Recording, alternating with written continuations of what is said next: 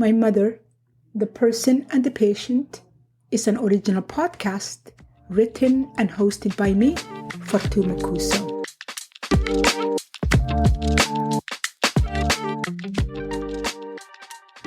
This podcast is about my mother, Timira Abdussamid Mohammed, Ayaya we call her, and that's the Somali word for grandmother, and her great-grandchildren call her Ayaya too, and that is their way of saying great-grandmother. I came back from my niece's scarf ceremony. What a fantastic party on Sunday. And Monday afternoon, my mother was tired, really sluggish, closing her eyes and not interacting with me. And she wanted to sleep 2 hours earlier than she usually went to bed. So I wasn't sure what was going on. I checked her oxygen level, her blood pressure, her sugar. Everything seemed to be her usual level. So I didn't know what was going on because there was no obvious signs of her being sick. Because of her cognitive limitations, she can't tell me what is going on with her. She can't tell me this hurts or that hurts. So she doesn't have that language and she doesn't have that capacity to think. So I am thinking for her, check her temperature, check this, check that, nothing is showing up. So she went to bed. Monday night, she really struggled. She couldn't sleep. I woke up 4 or 5 times, went to her room, checked up, tilted the head of her bed up. Is her sugar down? Nothing. But come Tuesday morning, she exhibited a lot of signs of flu. She started coughing. So I tried all the home remedies I go through before I contact the doctor, but both her and I are not sleeping. She can't take a nap. She can't rest. She's really uncomfortable. It's very obvious to me. Even though when I check her temperature, she's 36.5, 36.8. She's really not registering fever, which I found out that even when she has infections, she's not registering fever. And her doctor said sometimes that's very common for elderly. They could have infection for days and not have fever, which is really mind-blowing. Tuesday night, I called her doctor and I said, this is what's going on now. She's really wheezing. I'm trying her buffers. I'm trying nebulizer. Because she can't work with me in the breathing process, those are not being helpful as they need to be in the normal process of somebody who you can tell, take a deep breath, breathe in, breathe out, because she can't follow those instructions because she can't process them. The doctor came on Wednesday and he checked up on her, and based on his assessment, it is bronchial infection. So he put her on antibiotics to help her with the infection. So I started on antibiotics Thursday midday. By the time Sunday came around, the congestion and the struggle is sleeping lessened. So I could see the antibiotics doing the trick. But the problem giving her the antibiotics presented is her insulin level continued to drop. Last night, for example, her sensor alarm woke me up 3 times because it went below 4. My mother is asleep, struggling to get her to eat while she's awake. I can't get her to eat 3 o'clock in the morning, but dropping insulin is dangerous and I don't want to stay with that. So I have to take water, mix it with sugar, try that. She refused. Honey, she refused. Finally, she took half a cup of yogurt mixed with sugar. 5 o'clock again, the alarm woke me up and I woke up and it's like 3.4. So I am in this struggle. I want to continue with antibiotics and finish it for the 7-day dose, which I have 1 more day, I think. But at the same time, I don't want to face this continuous drop of her insulin level because the sensor I'm doing is on her shoulder and I just have a device that reads it. And then I thought, let me take the blood because I can poke her finger, which I don't really like to do that often, and take the blood and check because this sensor is telling me her insulin level is dropping. I just wanted to find out before I reach out to the doctor and tell him this is what the antibiotic is doing. Is this the antibiotics or something else is going on? What's going on? So I took her blood. This 2 seconds before the sensor sent me a note that says her insulin level is 3.4. I took her blood, which is a little bit more accurate one, and her insulin level was 10.4. 10.4. Can you believe that? It was 10.4.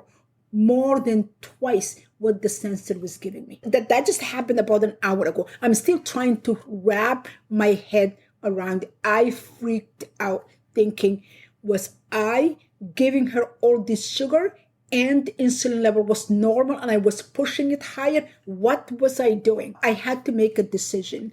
Am I going to use the sensor? Am I going to use the pricking the finger?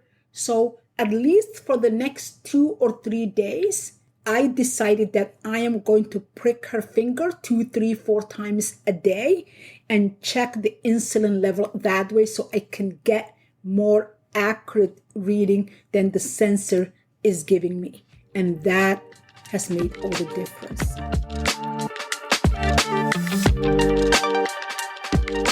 When you listen to how we arrived at my mother's diagnosis and what followed, it's so easy to see her just as the patient, to see her as nothing more than the disease that reduced her to shell of her old self. But I want to also to tell you about my mother, the person, the fierce woman that told her stories unapologetically, celebrating the beautiful parts and harsh realities equally.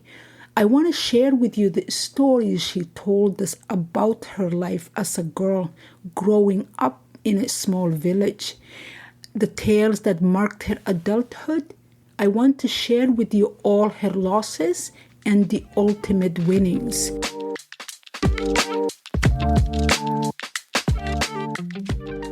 The following chapter is one of those stories, reconstructed from my childhood memory.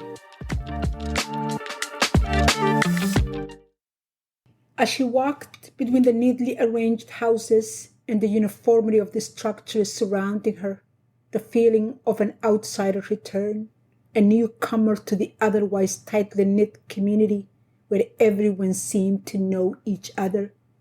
A molten ball of fire, the sun began to descend behind the base's distant barracks, casting long shadows that stretched over the entire landscape. Its fading light painted the sky with hues of orange and pink, a stunning backdrop to the heavy evening ahead. Timura's steps quickened as she made her way toward the meeting spot. The sound of military training in the distance, mingled with the chaos of children's laughter, filled Timura with regret for leaving her children behind. What seemed like a great idea marked her as not a good mother. She hesitated, considering whether to continue to return home and retrieve her children. But she didn't want to be late. So holding the small dish she'd prepared to share as a token of her desire to belong, she pressed on. The sun dipped lower. It was as though the fading light was a metaphor for Timura's trepidation. Upon arrival, she took a deep breath and lifted her hand to knock. But the door swung open before she reached it. Suddenly, Timura stood before a tall, elegant woman. "You must be Timura.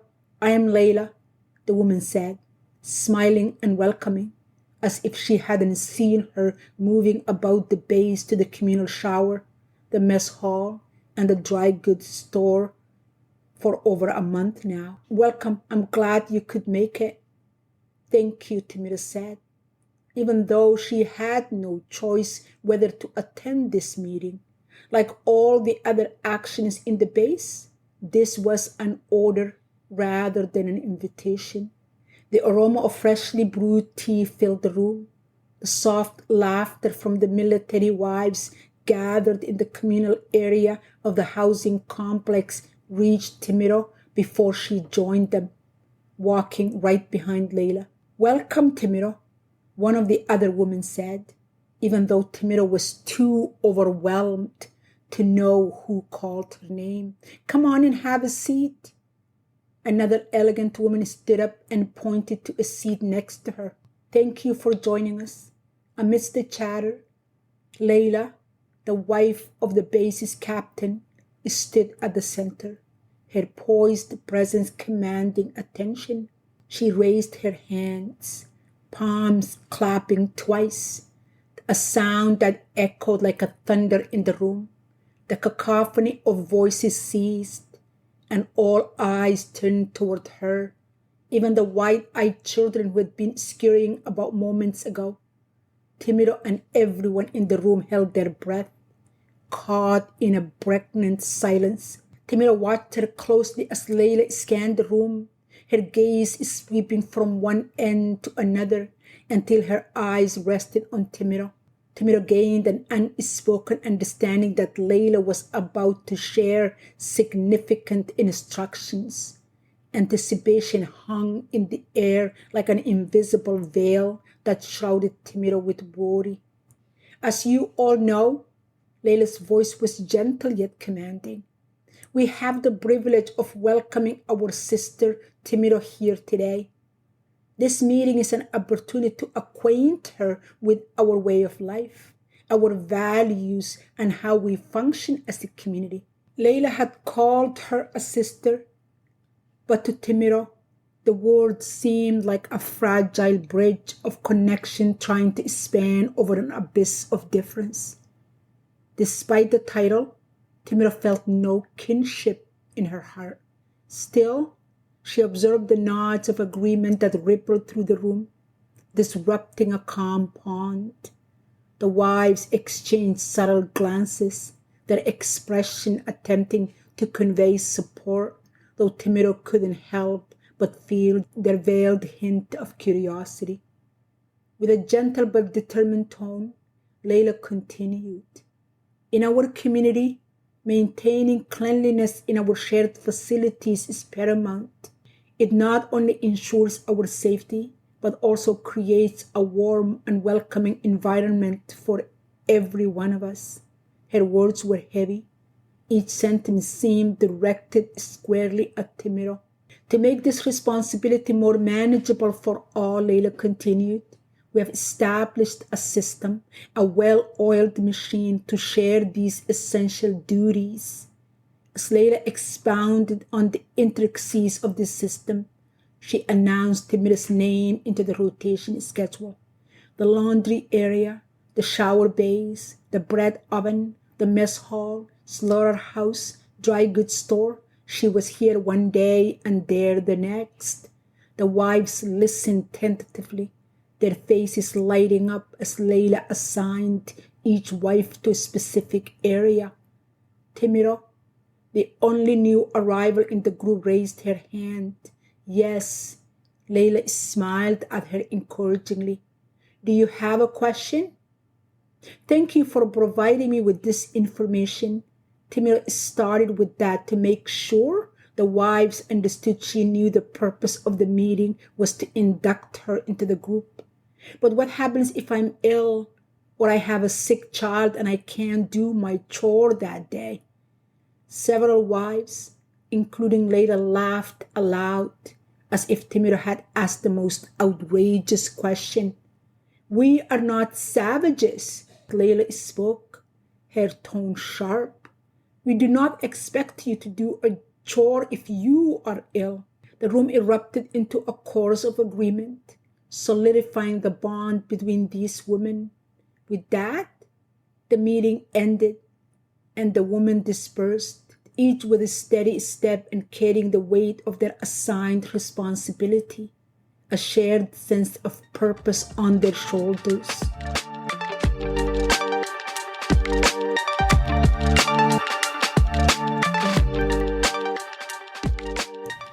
Torn between the desire to blend in and the lingering feeling of not belonging, Timiro didn't leave right away. The unfamiliar roles and the sense of being closely scrutinized by the other woman weighed heavily on her. Layla must have noticed Timira standing alone in a corner, so she approached her. Timira, Layla called her by name, her voice reassuring. I know this is all new to you, but trust me, you will find your place here with time, and these tasks will become easier. Thank you, Timira said. She appreciated Layla's effort to reassure her, make her feel included, even if their sisterhood didn't stand on a solid ground yet. She had come to this meeting as an outsider, but at the end, she felt a glimmer of hope in Layla's attempt to include her, even though mere words. Her husband was right. These women weren't malicious. They stayed away from her because they didn't know her, and she had done nothing to move closer to them. She stepped back into the twilight, the sky ablaze with the remnant of the sunset. With every step she took, she felt a growing sense of connection.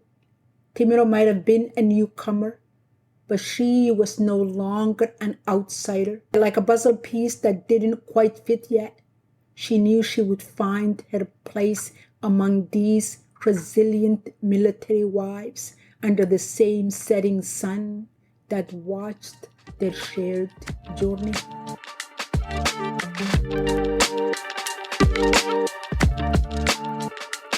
My Mother, the Person and the Patient can be found in Amazon Music, Apple Podcast, or wherever you get your podcasts. Please remember to follow, like, and share, and join me next week as I share with you another episode of my mother's journey as both the person and the patient. Thank you.